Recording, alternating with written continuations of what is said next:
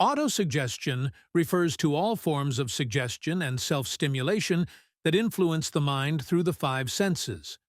It acts as a bridge between the conscious part of the mind, where reasoning occurs, and the subconscious, where action takes place.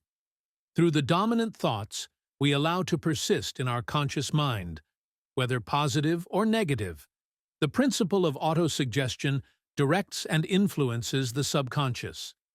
Any thought, positive or negative, enters our subconscious through the principle of autosuggestion. The only exception is thoughts that come directly from the universal intelligence. Everything we perceive through our five senses first reaches our conscious mind. From there, it can either be passed to the subconscious or rejected at our will. This conscious ability to filter thoughts is the external guard of our subconscious. Nature has given us complete control over the material that enters our subconscious mind.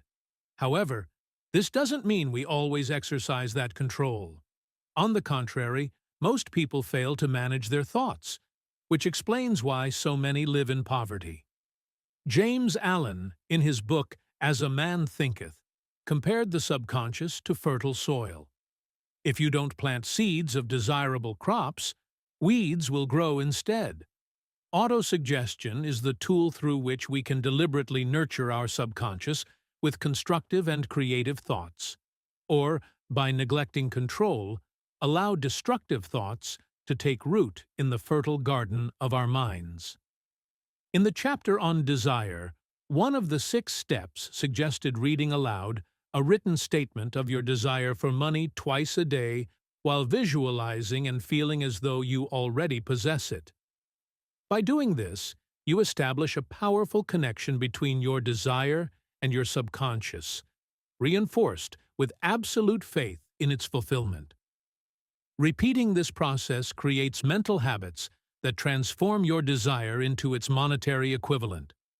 Go back to the 6 steps outlined in Chapter 2 and review them carefully before continuing. Then, when you reach the chapter on planning, carefully study the 4 recommendations for organizing your mastermind group. When comparing these instructions to the principles of autosuggestion, you'll see how they align. Remember, when reading your desire statement aloud, simply repeating the words will not yield results unless you infuse them with emotions and feelings.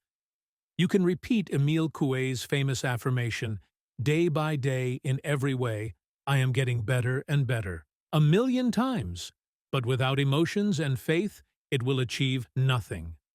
The subconscious absorbs only thoughts charged with emotions or feelings. This is so crucial that I'll emphasize it in nearly every chapter. Failing to grasp the importance of emotional repetition is the primary reason many fail to achieve results when practicing autosuggestion.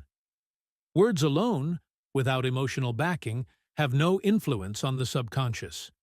If you struggle to channel your emotions effectively at first, don't worry. Mastery comes with practice. The ability to influence your subconscious requires effort and persistence. You must be willing to pay this price. Deceiving yourself or cutting corners will not work. Success demands consistent application of these principles. It's up to you to decide if the reward, attracting wealth into your life, is worth the effort. It's not just intelligence or cleverness that brings wealth. Rarely, the law of averages might favor someone, but relying on this is unwise. The methods described here work universally for everyone and everything. If they don't work, the reason lies within the person, not the method. If you fail, try again, and keep trying until you succeed. Your ability to use the principle of autosuggestion depends largely on your focus and concentration. As you implement the 6 steps from Chapter 2, concentrate deeply on your desire until it becomes a burning obsession. When fixing a specific amount of money in your mind, as outlined in the first step, practice visualization daily. Close your eyes and vividly picture the money as if it's already yours. Follow the instructions in the chapter on faith, believe, feel, see, and know that you possess this money. Here's another crucial fact. The subconscious obeys commands backed by absolute faith. But often, these commands need to be repeated consistently before the subconscious fully absorbs them. Trick your subconscious, honestly and effectively, into believing that you already have the wealth you desire. Convince yourself so deeply that your subconscious creates a plan to achieve it. Direct this belief to your imagination and let it work. Don't expect a fully formed action plan immediately. Start visualizing yourself in possession of the money while demanding a clear plan from your subconscious. Be patient but alert. The moment a plan or an idea strikes you, act immediately. This inspiration might come as a sudden flash of insight, often through the sixth sense. Treat it with respect and act swiftly. Otherwise, success might elude you.